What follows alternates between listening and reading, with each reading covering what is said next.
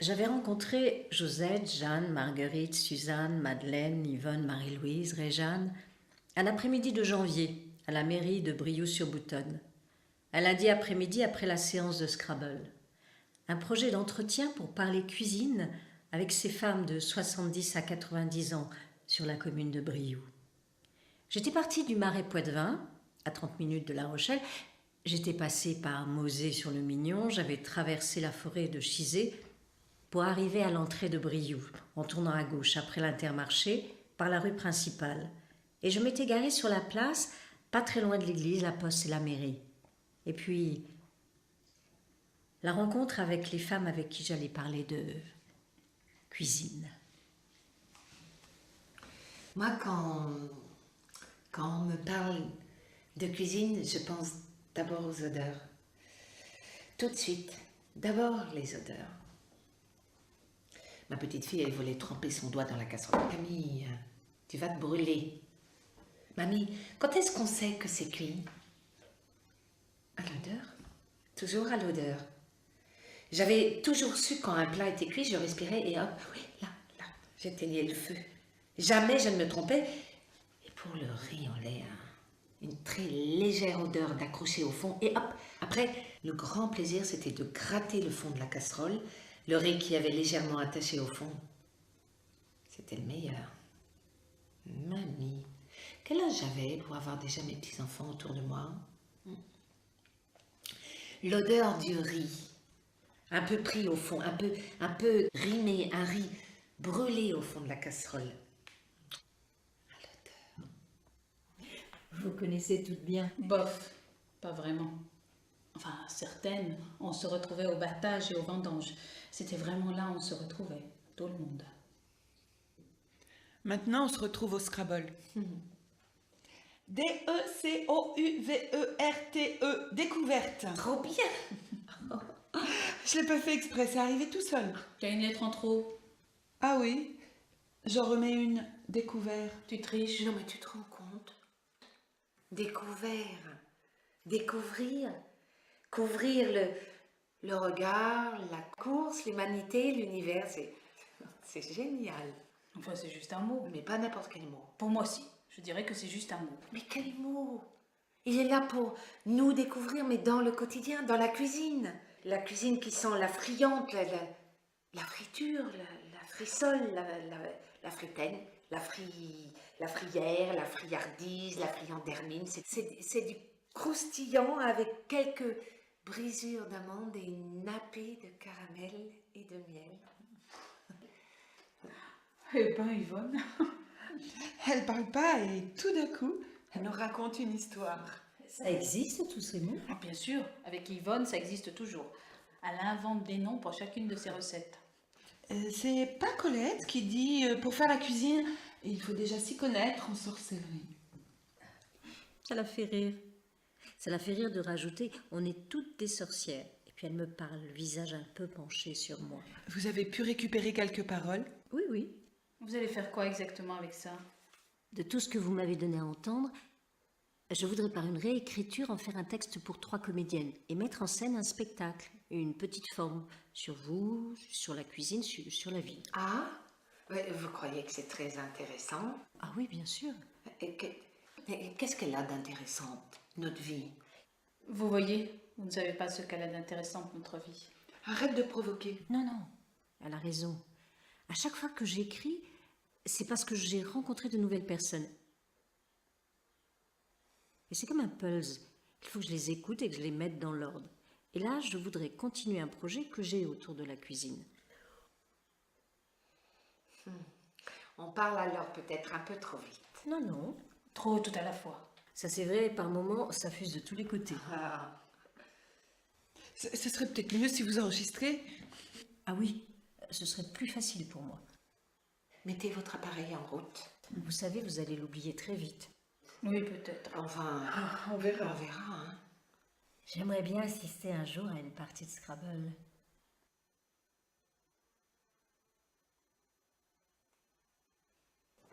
Si vous me raccompagnez, on peut continuer de discuter dans ma cuisine. Vous avez des photos? De nous? Non, à l'époque, il n'y avait pas d'appareil photo. Juste les photos des mariages. Des baptêmes. Des communions. On faisait appel à un photographe dont c'était le métier. Maintenant, j'ai plein de photos de mes petits-enfants. Moi aussi. Je trouve ça bien. C'est ça la mémoire. Faut creuser. Des fois ça fait défaut et tout d'un coup plein d'images. J'avais dans les 10 ans plein d'Allemands dans le village. Ils étaient arrivés le matin, ou peut-être le soir, je me souviens plus très bien. Mais le souvenir des bruits des bottes et des voix gutturales dans le jardin. Un bruit très particulier.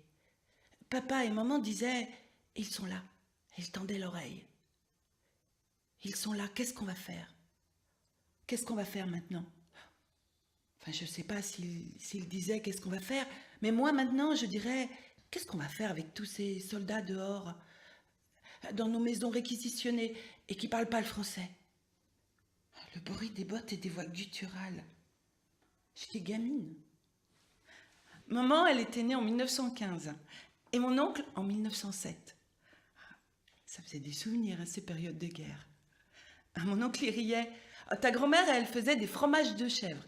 Elle faisait une lettre, une sorte de tube dans lequel elle mettait le fromage et la lettre. Et quand ça arrivait, le fromage, il puait tellement que les Allemands nous le laissaient sans l'ouvrir. Ainsi, on avait la lettre et surtout, on pouvait manger, même si le fromage puait.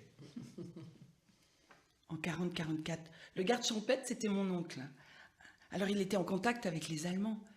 Ils avaient réquisitionné l'école et toutes les petites mains étaient bonnes pour faire des pluches. Des kilos de patates pour faire la cuisine au Bosch.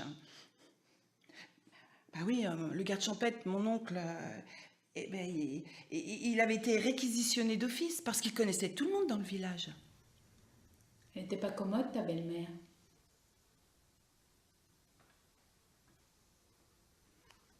Tu dis rien. Il n'y a rien à dire. Pourtant, C'était comme ça, elle n'avait pas une vie facile. pourquoi tu veux pas en parler? Elle était dure, non? Enfin, elle l'était. Même si elle n'avait pas eu une vie facile, moi je dis qu'elle n'était pas commode. Oui, oui, mais les belles-mères, elles étaient toutes pas commodes. Oui, les belles-mères. Le jour de ton mariage, j'ai pas vraiment chanté. J'avais besoin de travailler. J'étais toute jeune et on m'avait engagée pour servir. Il fallait enlever la peau des merlus. La belle-mère m'a vue derrière la grande table à préparer avec les autres. Elle m'a regardée de travers. Qu'est-ce qu'elle fait là? Elle est trop jeune pour savoir travailler, servir au mariage. Oust, qu'elle dégage, je veux pas la voir. J'ai arrondi les épaules. J'aurais voulu disparaître sous la table. Et les autres, pas une parole, comme s'ils ne l'avaient pas entendu. Elle est partie avec son regard noir. J'ai continué le service jusqu'à la fin en essayant d'être au plus loin d'elle. J'en avais besoin de ce travail. Oui, c'est vrai qu'elle n'était pas bonne. Ah, tu vois. Oui, mais maintenant, ça a plus d'importance. Elle n'avait pas eu la vie facile. Moi, je dis que ça veut rien dire, pas avoir eu la vie facile. Il y a des gens qui savent se reprendre et qui essaient d'oublier tout ce qui a été miséreux avant. Quand tu penses que la première fois que j'ai mangé une banane, je crois que c'est Nénette Valadon qui en avait acheté. J'ai mangé la peau et la banane. Et puis quand on avait une orange, on épluchait la peau. Et moi, je mangeais l'orange et puis la peau. Tu veux nous faire pleurer? Non. Moi, ça me fait rire. C'était juste après la guerre. Les Américains avaient des bananes et on ne connaissait pas. On mangeait tout. Bah, tu te rends compte, on mangeait tout. C'est drôle, non? Enfin, ça m'avait allé une calotte sur la joue gauche. Bon, soit on joue au Scrabble, soit on arrête. Mais on répond à la dame, c'est tout. Bon, bah qu'elle revienne dans 20 minutes. Qu'on finisse tranquille. Oui, bien sûr. Excusez-moi, je reviens dans 20 minutes. C'est pas gentil. Quoi? Pourquoi? On joue au Scrabble ou quoi? T'as raison, pioche les lettres. Et la fête des voisins? Tu te rappelles la fête des voisins? Avec les sardines crues, les sablaises. Tu fais lever les filets? Quand elles sont bien fraîches, tu les lèves facilement. Tu prends la queue et tu fais tourner comme ça ta sardine et tu tires. Et ça vient naturellement. Moi, j'ai un peu de mal. C'est difficile. Moi, je les mange jamais crus. Grillés, c'est très bon. Mais si tu les fais mariner avec du citron pendant 2 heures, elles sont presque cuites. Il n'y a plus beaucoup de fêtes des voisins. On dirait que les familles ne veulent plus se voir. Pas toujours. C'est pas comme avant. La fête des voisins, si tu la provoques pas, elle n'existe plus. Comme si t'avais plus de voisins. Dis pas ça, on fait tout pour ça. Ah oui, mais quel programme, hein. Moi, je ne sais pas si l'année prochaine je recommencerai. Oh, toi, t'as pas bon caractère. Bah dis tout de suite que j'ai un sale caractère. Qu'est-ce que tu as dit? J'ai dit chacun son caractère. On a un peu dévié du sujet cuisine. Non, excusez-nous. Non, c'est un peu moi. J'aime bien vous entendre parler. Ça vient tout seul, c'est bien, c'est vrai. Oh, Qu'est-ce qui te prend? bah, je peux dire, non? Mais qu'est-ce que tu as? Bah, qu'est-ce qu'elle fait là, nous interviewer? On n'est pas dans un zoo, on n'est pas des femmes foires. C'est vrai. Qu'est-ce que ça veut dire, c'est vrai? Mais pourquoi tu réagis comme ça? Parce que toutes ces questions, elles me remuent. Toutes ces questions, elles font remonter des mémoires. Pour toi peut-être. Pour nous, c'est agréable. Quelqu'un qui a envie de savoir et qui pose des questions, cela vient d'une bonne intention. Moi, j'aime bien quand elle est là. Eh bien, moi, ça me prend dans le ventre. Je me souviens trop de choses. Moi, ça me fait mal.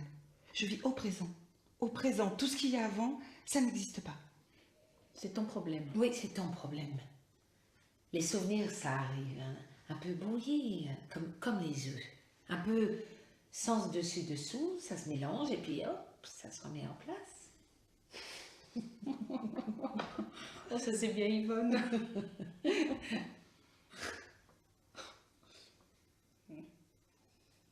Elle est pas là, Yvonne? C'est étonnant. Personne n'a eu de ses nouvelles? Oh, Yvonne, elle n'a pas eu la vie facile. Comme nous toutes, non?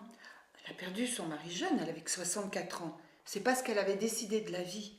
64 ans et toute seule. Yvonne, elle a été couturière. Ah, tu peux pas parler de sa vie, elle est pas là. Attends qu'elle soit là. Attends. C'est ça. J'arrête de parler et il n'y a plus de vie, que du silence. Tout ce blanc, ça pourrit le temps, c'est insupportable. Après, on ne sait plus où on est. Je parle de sa vie et alors? Elle a rencontré son mari, elle était toute petite. Ils étaient, comment on dit? Oui, prédestinés. Attends, je te dis, elle est pas là. Attends. Avoir 64 ans et se retrouver seule, c'est dur. Certainement. On n'est pas préparé. Toute une vie avec un homme et fini. Vous comprenez? Moi, j'ai pas compris. Enfin, surtout, la maison, elle était devenue vide. Le matin, on déjeunait toujours ensemble. Il appelait de la cuisine, j'ai fait du café, tu viens? Je descendais en robe de chambre et en chaussons. Il était toujours aux alentours de entre 7h45, 8h15. Je prenais la cafetière, une vieille cafetière, on ne s'était jamais habitué aux cafetières électriques. Je servais, on parlait. Vous vous aimiez? Vous avez de drôles de questions. Vous parlez d'amour ou de savoir qu'on sait qu'on est bien avec quelqu'un? De savoir qu'on sait qu'on est bien avec quelqu'un. Bien sûr, je suis passée de ma mère à mon mari. Et je peux vous dire que ma vie, elle a toujours été mieux avec mon mari. Ouais, avec toutes vos questions, on a complètement oublié de parler de cuisine, non? C'est vrai. Le farci, ça a l'air d'être très compliqué. Oh, pas du tout. C'est qu'on a chacune sa recette. Mais en fin de compte, c'est presque tout pareil. Enfin, à un moment, la base, c'est l'oseille. L'oseille. Et on peut y mettre plus de salade, d'ortie ou d'autres choses, mais c'est toujours différent. C'est ça qui est bien. Dans chaque cuisine, vous avez un farci différent et on vous dira toujours que c'est le meilleur. Dans mon ancien village, parce que moi, je ne suis pas de Brio, hein, ça fait 20 ans que je suis installée ici avec mon mari. Dans mon ancien village, c'était Marceline qui faisait le meilleur farci. Mais jamais, jamais je n'ai su comment elle le faisait. Sa sœur Angèle, je crois bien qu'elles étaient deux vieilles filles, elle disait toujours, mais c'est facile, tu prends tout ce qui reste dans le jardin, tout ce qui traîne, les fans de radis, les restes de choux, les restes de salade, les orties, tout ce qui... Ça semble facile, ça semble toujours facile lorsque vous toutes vous me parlez farci. Vous nous parlez toujours de cuisine, vous aimez ça? Ah oui, bien sûr. Mais ce n'est pas seulement les recettes. Ce sont les lieux où vous faites la cuisine. Ce sont les lieux aussi qui m'intéressent. Oh, les lieux. Maintenant, vous savez, c'est un lieu neutre. C'est une sorte de couloir avec une table, des chaises, le frigidaire, la gazinière. C'est basique, quoi. Regardez autour de vous. En fin de compte, ce que je vois le plus ici chez vous, Yvonne, c'est la machine à Oh, ben, c'est normal. C'est que toute jeune, j'ai fait la couture. J'étais couturière. Enfin, c'était ma sœur qui avait quelques années de plus que moi. Et elle m'amenait avec elle chez les gens. Et j'ai appris. Et j'allais chez les gens. Je faisais la couture. J'aimais ça. Vous avez été heureuse. Vous ne répondez pas. Ben oui. J'étais heureuse. J'ai passé de ma mère à mon mari. J'ai eu des enfants. Oui, je pense que j'étais heureuse. C'est pas vraiment des questions qu'on se pose. J'étais heureuse. C'est tout.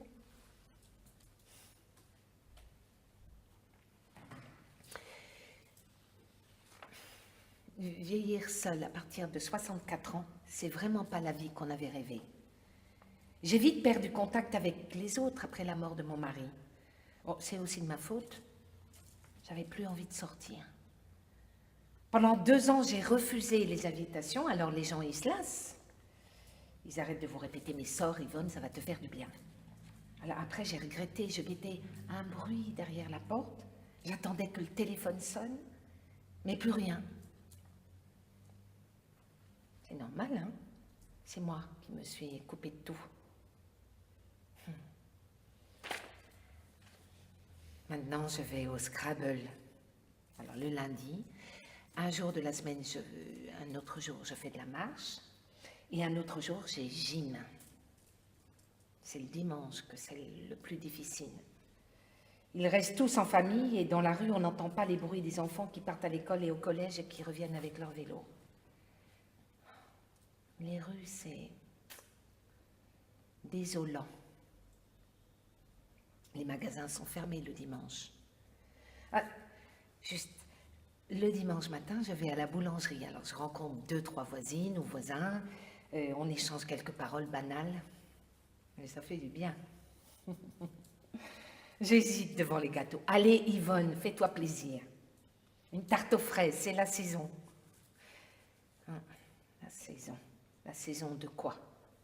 De manger seul mon gâteau devant la télé. La solitude, c'est la pire chose qui puisse arriver. Il est beau votre mari, vous l'avez rencontré où? À l'école. On se connaissait depuis toujours. Jamais j'avais pensé me marier avec Georges. Et puis, quand je l'ai dit à tante Aline, Georges l'appelait Taline. Je lui ai dit, tu sais, je vais peut-être me marier avec Georges. Oh ma pauvre fille, tu seras toujours malheureuse. Bon, c'est vrai, on a vécu des moments terribles. Je me suis demandé pourquoi tante Aline m'avait dit ça. Et puis je me suis dit que Taline parlait de ma belle-mère, celle qui faisait peur à tout le monde et dont tout le monde disait qu'elle n'était pas commode. Mais c'était pas parce qu'elle avait souffert qu'elle avait le droit d'être exigeante. Lise, ma nièce, elle s'était fait attaquer par le chien de la belle-mère. Il lui avait sauté dans le dos et il lui avait mordu. Ça lui avait fait mal. Oh, mais si t'avais porté un corset, t'aurais pas eu mal et il n'aurait pas pu te mordre. C'était pourtant dans les années 80. Et plus tard, lorsqu'elle l'a croisée, Lise, au Crédit Agricole. « Oh, toi, t'as pas embelli depuis la dernière fois ?» Ah, c'est vrai. Sa vie avait été dure. Elle n'avait jamais été heureuse. Elle ne prenait jamais de plaisir. Prendre du plaisir, c'est perdre son temps. J'en avais déjà rencontré déjà de telles femmes. Des belles-mères revêches le regard dur, à qui on ne donnait pas d'âge, qui faisaient peur et qui rabrouaient en permanence. J'ai pensé que pour beaucoup, on avait eu une belle-mère qui avait enfoui sa tendresse sous une tonne de mouchoirs lorsqu'elles étaient enfants, et s'avait moisi dans un coin, oubliée, délaissée, terminée. Vous vous rappelez le jour de votre mariage? Oui.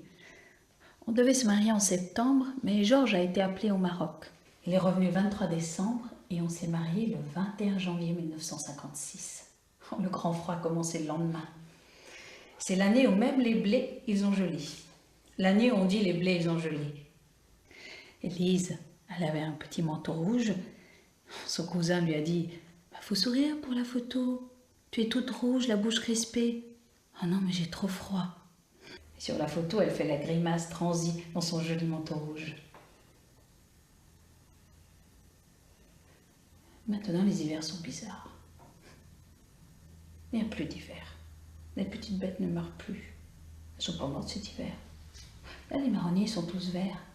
Mais au mois de juillet, ils seront tous morts. Partout dans les environs, parce que dessous les feuilles, les bêtes elles pondent.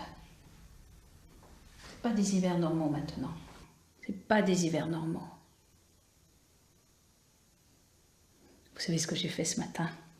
J'avais des cuisses de canard que j'ai gagnées à la bolotte. Bon, Georges et moi, on adore jouer à la bolotte. J'ai fait fondre la graisse et j'ai fait cuire mes cuisses de canard. Elles sont cuites. Je les ai mises au congélateur. Et j'aurais juste à les passer au four. N'importe qui peut venir, n'importe quand, j'ai toujours ce qu'il faut.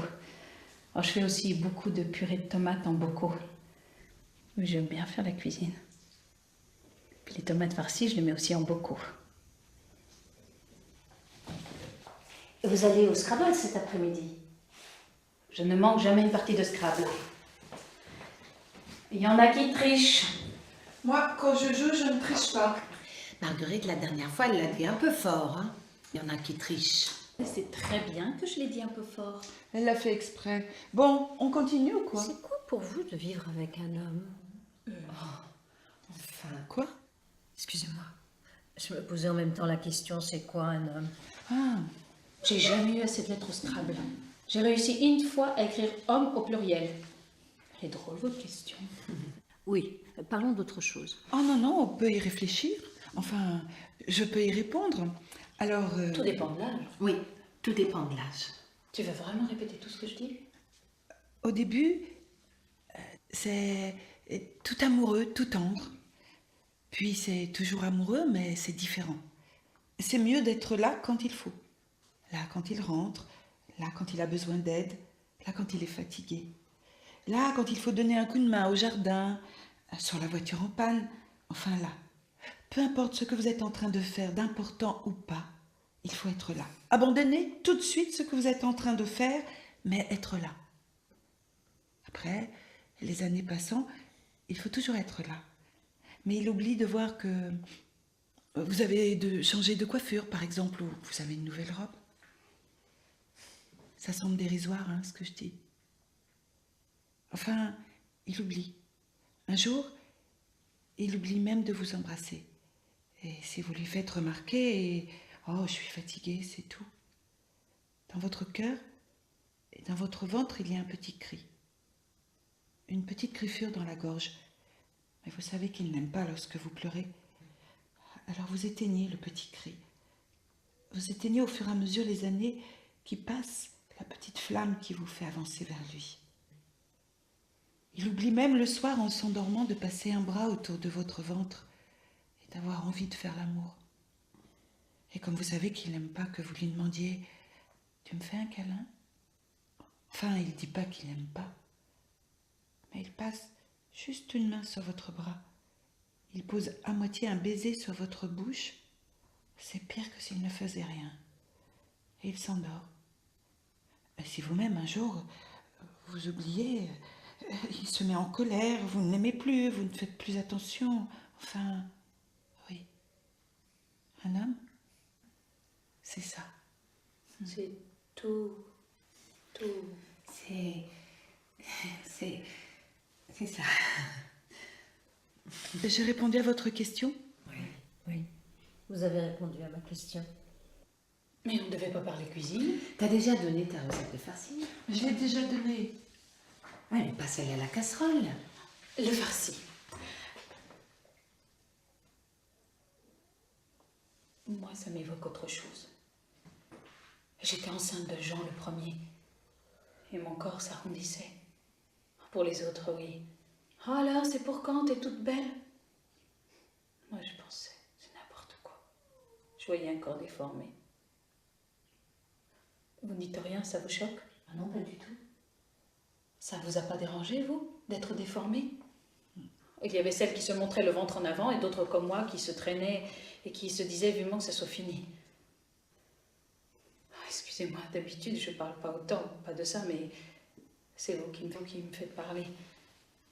Je l'ai traîné entre lourd jusqu'au bout, à servir au restaurant avec le sourire, toujours le sourire. Quand on accouche, oh, c'est un moment exceptionnel pour une femme. La douleur. Vous avez l'impression que vous allez crever, hein, on vous chuchote dans l'oreille. Tout va bien, tout va bien. C'est normal de souffrir quand on accouche. Je voulais tellement ressembler à autre chose que je courais dans tous les sens. Alors je me suis fixée sur le farci. J'ai passé mes journées dans le jardin à ramasser le plus d'oseille, à pourchasser les orties, les salades, une sorte d'exaltation à faire, pour oublier mon gros ventre. J'avais pas prévu de parler de ça, mais on dit toujours que la période de femmes enceintes c'est la plus belle, mais en tout cas pas pour moi. Quand j'étais enceinte, j'étais un printemps. Un printemps couleur prime vert ou pissenlit, acidulé. Une longue couleuvre qui s'arrondit, qui s'étend au soleil, qui absorbe par toutes les portes, toutes les couleurs du ciel. J'avais décidé de porter des robes chatoyantes et non pas celles que l'on me prédestinait. Avec ma cousine, nous cousions des foulards les uns avec les autres, en double épaisseur pour que ça ne soit pas trop transparent. Elle me disait « Tu es folle ». Quand je passais à vélo, jusqu'à 8 mois, j'ai fait du vélo. Le vent s'engouffrait dans les tissus légers et je ressemblais à une montgolfière. J'allais le corps et le ventre en avant. Tout rentrait en moi. Les couleurs, les visages, les odeurs. Mes joues s'arrondissaient. Un chou à la crème, disait ma mère de moi. Un moment tellement particulier que j'aurais aimé le garder plus longtemps. Plus longtemps, un papillon, les ailes ouvertes. Puis, dans mon ventre, des petits pieds. J'ai eu des petits pieds qui lançaient des ondes douloureuses et j'ai su que le moment de printemps était terminé, que j'allais devoir faire face à quelque chose de plus difficile, de plus brutal. Ma jolie robe à fleurs s'est entachée. Aïe. Aïe. Je ne l'ai pas dit, j'ai crié, et le grondement dans la gorge, l'affolement. J'avais investi depuis des mois la cuisine, et j'en avais fait un endroit particulier et privilégié. J'y bâtissais des tartes aux pommes, des petits sablés, des craquelins. Maurice, ça sent bon. Toute cette période, ça sentait bon. Une folle envie de sucre. Parfois, en traversant le couloir et en m'apercevant dans la glace de l'armoire, je me précipitais dans la cuisine et je cachais sous un torchon la pâte que je venais de faire. Et je cachais le torchon au fond du placard. T'es trop grosse, pas possible, arrête de bouffer. Oh ma chérie, que tu es appétissante. Un baiser sur ma bouche. Le lendemain, un cajot d'abricots devant la porte. 4 kilos de confiture. Tu es un ventre. Fais-toi une raison, tu es un ventre. Mais tout vient du ventre. C'est Yvonne qui dit ça. Le tout, le point central. Oh, je sais pas où elle va pêcher ça. Le point où ça frémit, le point où ça bouge, où l'enfant et l'homme se voutrent. Arrête, Yvonne. Quoi? Je dis quoi? Arrête. Tu vas devenir obscène. Mais c'est pas obscène de parler de la vie. Arrête.